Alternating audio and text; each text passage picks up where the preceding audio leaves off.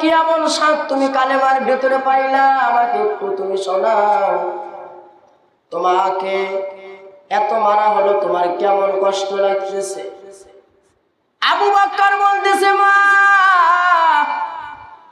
আমি যে নবীর নুরানি মোবারক চেহারার দিকে তাকাইয়া কালেমা পড়লাম, যে নবীকে দেখলে পেটের খিদা নিবারণ হয়ে যায়, বলেন সুবহানাল্লাহ।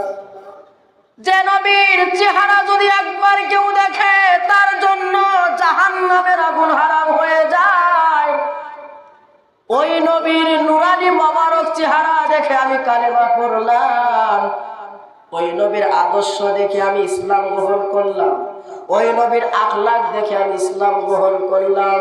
ও মা, তুমি আমার ব্যথার কথা জিজ্ঞাসা করো না, তুমি খোঁজ নিয়ে দেখো রহমতের নবী